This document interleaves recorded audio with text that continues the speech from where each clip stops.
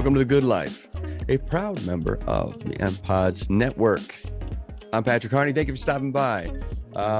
We got another solo episode today. This is the last solo episode for a little while because I got some great interviews lined up that we're going to be hitting into next week. Yeah. Also, for all of you who have been so kind to support the network page so far, thank you so much. For any of you who don't know what I'm talking about, my show, Attack on Show, which is Rob E's show that I co-host, and the TFG podcast, those boys, we all joined forces, got together, made a network called the MPods Network, and it's on YouTube. The channel is live. At the moment, I'm currently uploading my backlog of episodes, so that way you can still see those and listen to those on there. And then TFG, they're going to be putting up all their stuff as well. So make sure to check it out. Make sure to like, subscribe, share, comment, all that good stuff. You know what to you know what to do, right? Yeah, you know what's up. Anyway, I don't have a whole lot to talk about today, but I did want to do an episode because I wanted to talk about a few things. In the entertainment world, the creator of Squid Game came out and said that season 2 is in the works. And what's interesting is I hope it's the same writer, because that writer never had a season 2 planned. It's my understanding, and any of you, if you know this, correct me if I'm wrong. Apparently, this show was written like 10 years ago. Like this like season 1, like it was written 10 years ago, and this guy was doing everything he could to try to get it made, but he never think he would get it made. But he got it made. So he was like, I never had a season 2 written because I was working so hard on season 1. So I hope they keep the same writers. Here's my thing though. Do we really want a season 2? I know, controversial statement, but season 1 was so good. And also, so many things happened. I mean, you kind of got to start over, right? So do we really want a season 2 when season 1 was so well done? That's my question. My guess is it'll be really good, but we'll see. I saw Dune, and it was beautiful, a beautifully shot movie, absolutely beautiful. But it's one of those things that if you don't know anything about Dune, the history of it, seen the old movie, the book, read the book, whatever, then you'll be completely lost. That was me. I'm not completely lost, but there was so much that was unanswered. It was a 2-hour and 49-minute movie. I feel like they could have done it in 2 hours, maybe 2 hours, 15 minutes. And it would have been like full out epic, action packed, And I was just talking with somebody the other day and they're like, well, I don't know if they could have taken out 49 minutes. But I feel like they could have, because my issue is they had so many establishing shots, which is fine. It's fine when you're establishing the setting and the environment to move forward. But once you're already in that environment, why do you need to keep reestablishing it with establishing shots? That's my thing, because they just kept showing where they were. But it's like, I already know where you are, right? But I thought it was beautiful. And the performances were so good. Like Timothée Chalamet, I've never really seen his work. I've seen him a little bit, but never as a lead. And he was phenomenal. I thought Jason Momoa's character, that dude was bad in this movie. And he played Duncan Idaho. And what's funny is like people are upset that name is in this universe. But like, who cares, right? If you saw the latest episode of Attack on Show, Rob talks about this, and he goes, people are upset that the name Duncan Idaho is fine. Or that the name Duncan Idaho is in this, but yet people are fine with like Qui-Gon, Anakin Skywalker, Padme, all like naming their children Luke and Leia. So it's a movie, people. Like, just chill, right?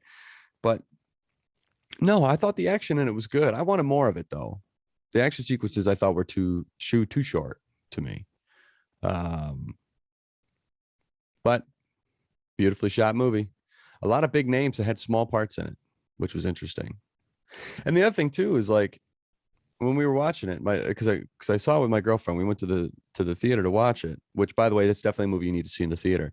And she was saying she was like, they totally ripped off Star Wars, and I'm like, yeah, they did. They totally ripped off Star Wars. But then we looked it up, and the book of Dune came out 12 years before Episode 4. George Lucas got his inspiration from Dune. So really, Star Wars is a ripoff of Dune, but better. Wild. Absolutely wild. Also, excuse my voice right now, by the way. My allergies are killing me. They're absolutely kicking my tail. So forgive me. Silk Sonic's got a new song. You know, the group Anderson .Paak, Bruno Mars. They have a new song called Smokin Out The Window. This song is so good, and it's funny. Like, it's hilarious. The music video is absolutely hilarious. But these guys are so good. And I guess they're coming out with a whole album, I think, within like the next week or so. I can't wait for this. But this is like, this doesn't win album of the year. I mean, they're throwing it back to the 70s and like the whole vibe of it and everything. And the harmonies and the melodies of it. It's just, oh man, it makes you feel good. It makes you want to get up and dance. It's so good. They've released 3 singles: Leave the Door Open, Skate, and Smoking Out the Window. I think it's only been 3. All of them are so good. All of them are so good. We'll see. I'm excited for this album. And what a name, Silk Sonic. Get it? Because their sonics are like silk. Smooth like silk. Anyhow. Vin Diesel put up a post on Instagram. I'm going to pull it up. Put up a post on Instagram calling out The Rock, but like in a good way, I guess. He was basically calling him out for Fast 10. So if you don't know, Vin Diesel and The Rock, well, Dwayne Johnson, they had this feud when they were making the Fast and Furious movies. Vin Diesel's a producer on it. I think The Rock didn't like the way Vin Diesel was working and conducting himself on set or something, you know, and basically called him a candy ass. And a lot of them called like candy asses. And a lot of them were upset that he was taking Hobbs, the character he plays, Hobbs, to make Hobbs and Shaw, that he was taking that franchise and doing a spinoff because none of them were in it. So they were all upset with him about that. Well, everything seemed fine, right? Everything seemed like it worked itself out. And I think they, you know, worked things out, I guess. Well, Vin Diesel put up a post on Instagram calling him out for the last, with like Fast and Furious 27. But this is his post. He says, "My little brother Dwayne." Ooh, little brother. Yikes. "The time has come. The world awaits the finale of Fast 10. As you know, my children refer to you as Uncle Dwayne in my house. There is not a holiday that goes by that they and you don't send well wishes. But the time has come. Legacy awaits. I told you years ago that I was going to fulfill my promise to Pablo," Paul Walker, R.I.P. "I swore that we would reach and manifest the best Fast in the finale that is 10. I say this out of love, but you must show up. Do not leave the franchise idle. You have a very important role to play. Hobbs can't be played by no other. I hope that you rise to the occasion and fulfill your destiny."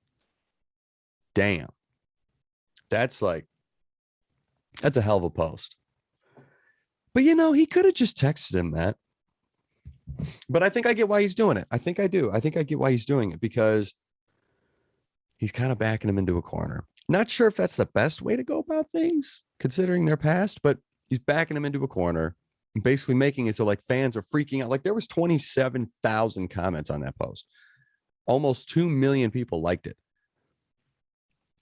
People are obviously into this, right? And they're going to say, oh, Rock. But now it's going to make it look like if The Rock says, no, screw you, then it's going to make it look like The Rock is being immature and he's going to let down fans. The Rock isn't going to do that. The Rock is a man of branding. Like, he's not going to do that.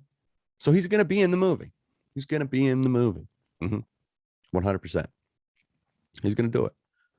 Now, whether he wanted to or not, he's going to do it. That's a sly move by Vin. Hoo-wee. By the way, can we just talk about the fact that, and I don't care, but can we just talk about the fact that like The Rock is not 6'5"? He's not. He's listed as 6'5". He's not 6'5". I just saw a picture of him and Gal Gadot and Ryan Reynolds standing next to each other. Ryan Reynolds is like 6'2", and The Rock was like eye level with him. Like they were like the same height. Just saying. I guess it really doesn't matter, but you know, he's still a big dude. I wouldn't mess with him. That's for sure. I'd love to stand next to him because I'm 6'4". I'd love to stand next to him and see where we meet.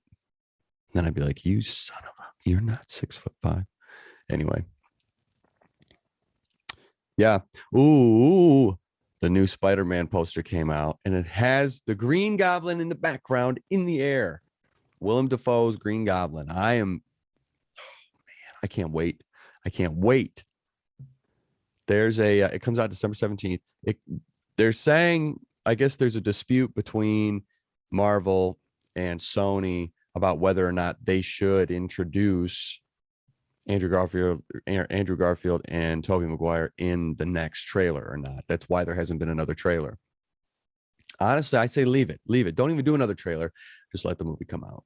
Just let it come out. And it's going to be like a long movie. It's like 2 hours and 50 minutes or something like that. Maybe not that long. 2 hours, 39 minutes. I don't know. Wild. Anyway, in sports, Steph Curry just balled out against the Atlanta Hawks. He had 50 points, 7 rebounds, 10 assists. He had the first 13 points of the game. Can we just say he is the best shooter of all time?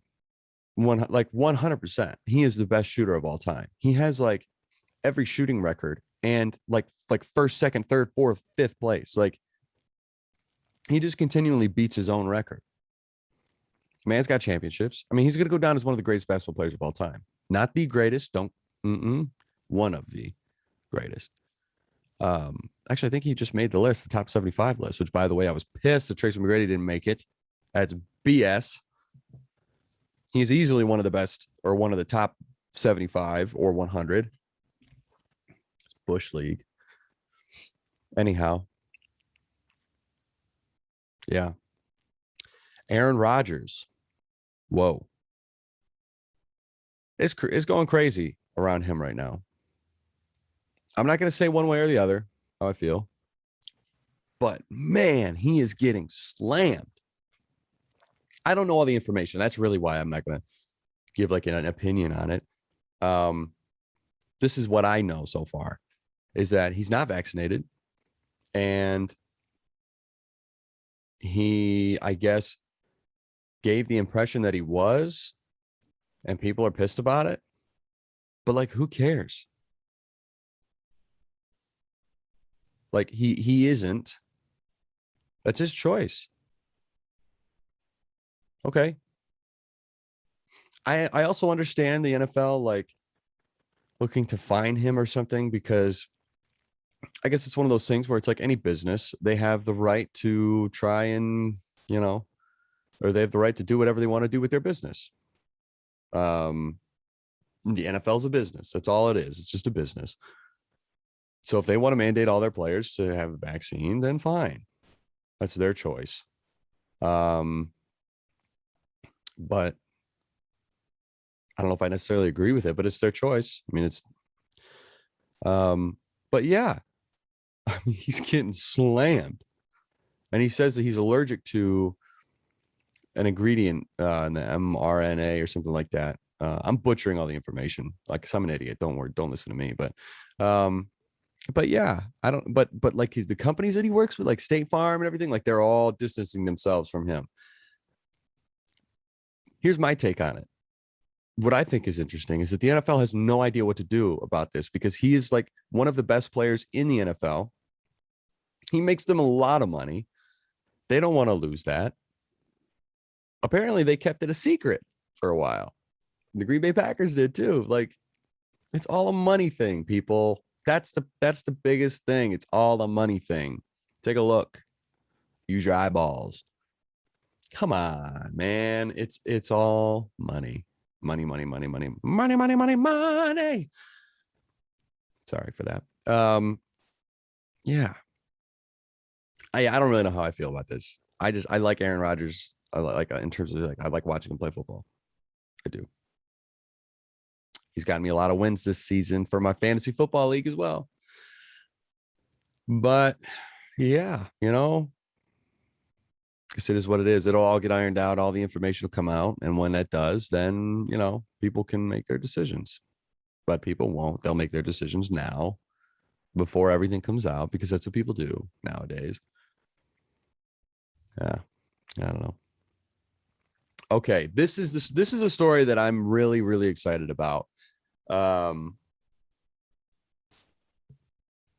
It came out over the summer, but I hadn't heard anything about it. Right? It came out in August. I hadn't heard anything about this. I wish more people had. So there's this 10-year-old boy. His name is Orion Jean, and he is the founder of Race to Kindness. Where it all started was his mom convinced him, or no, was it his mom or his teacher? I think his teacher convinced him to get into this speech contest. I think it's this little boy in Texas. And so he did, and he won a $500 cash prize. You know what he said? He said, I have everything that I need. I have everything that I could ever want. I'm not going to spend this. So he started this like foundation basically called Race to Kindness. And what he first started out doing was when COVID hit. So this was in 2020 when COVID hit. He was worried about all the children that were in the hospital, that were already in the hospital, that couldn't see their families much anymore. So he started this drive to get like a toy drive, basically. He got 619 toys to be able to donate to the Children's Health Hospital in Dallas. But then that wasn't enough for him. No. He then partnered with a local nonprofit to raise, he wanted to raise, it was the race to 100,000 meals for families for Thanksgiving who may not have a meal. And he did it. They surpassed it.